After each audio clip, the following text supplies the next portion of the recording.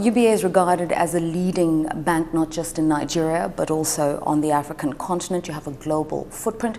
How have you achieved that, especially coming from Nigeria? First is, I tell you a bit about UBA. Today's UBA is a product of an amalgamation of two banks in Nigeria. The SY United Bank for Africa, which was the third biggest bank in the country, and XY Standard Trust Bank, which was the fifth biggest bank in the country. In 2005, the two banks came together and created the new UBA.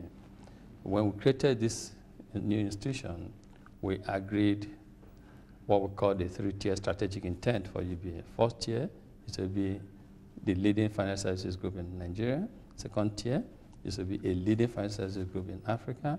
And so that second tier is what we're trying to execute. And that has taken us beyond Nigeria, across Africa, across the major economic regional blocks in Africa. And that is the driving force in what we're doing across the continent. Now, what do you make of the current banking reforms in Nigeria? Because I think that's been headline news over the last 3 or 4 months, is the interventions that have been made by the Central Bank of Nigeria, the auditing of major banks in the country, the stress tests, and just problems around risk management within the financial services industry in this country. I'd like to say that our industry grew quite fast following the consolidation in the industry. And of course, with growth comes its attendant consequences and challenges, one of which in Nigeria was the issue of risk management, strengthening risk management, governance standards, corporate governance, etc.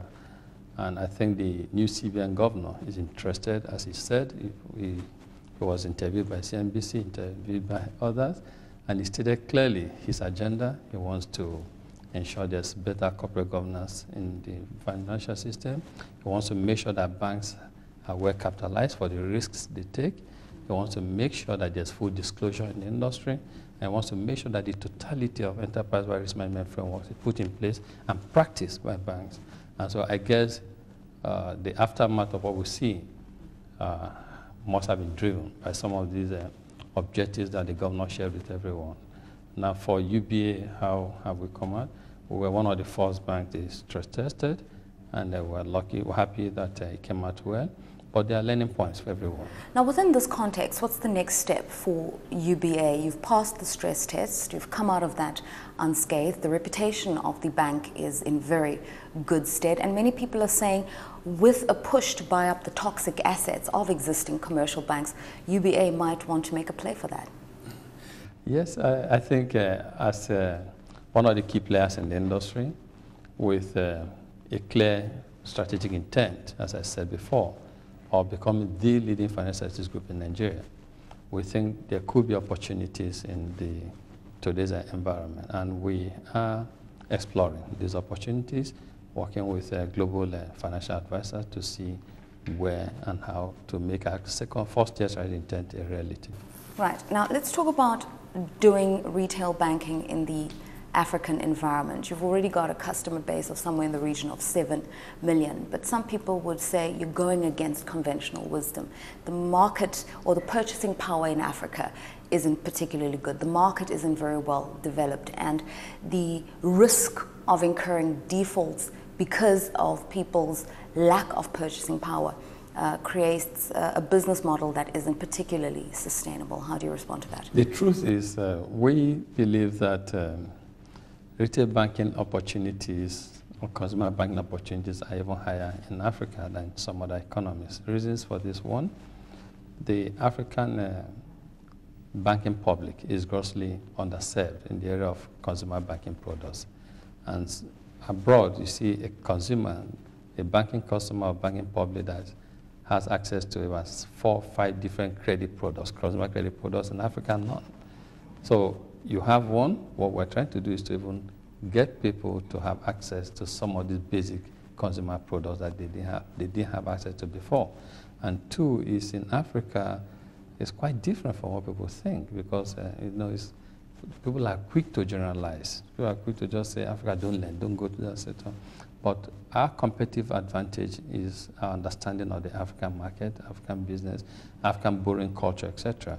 And also in the area of retail, we know we have some of the basic retail infrastructure that we need to play in that market, because it's not just about lending. When you say consumer finance or consumer market, the mass market, some borrow, some don't borrow, some actually save.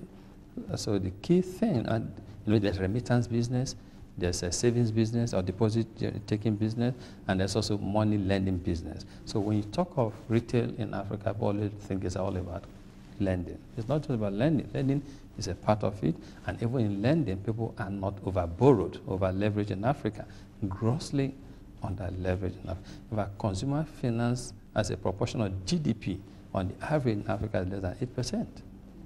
In South Africa, maybe about 50%, 40, 50, but in Nigeria, less than 8%, and across Africa on the average is very low. So we do think there are opportunities, but also across Africa, what we offer in the area of credit products is not just about consumer credits, it's also wholesale banking credits, so we do both.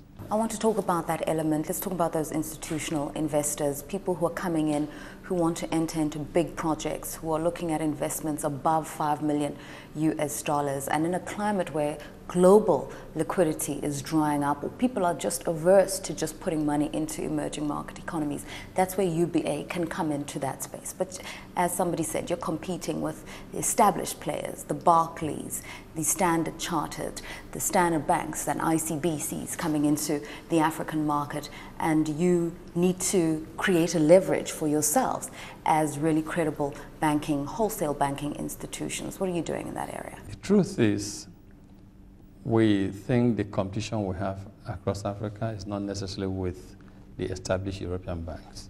The competition is amongst us, the African key players, because European banks have a lot of constraints. They cannot just open the treasury of the vault and to lend in Africa. They have country limits, sovereign risk, etc. That is quite different from some of us.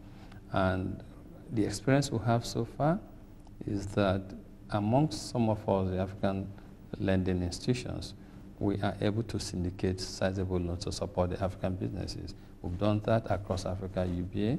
We've partnered with some of the European American banks to lend money to the African corporates, African majors. And the experience in terms of loan performance is very good. In terms of ability to raise capital for them is very, very, very good. You know, in Africa, we have, for us, Africa is shaded into four. We have the oil-rich African countries, the mineral-rich African countries, the politically stable African countries, and the post-conflict African countries. They all have their characteristics, their borrowing habits, lending habits also tailored to support, to align with some of these characteristics.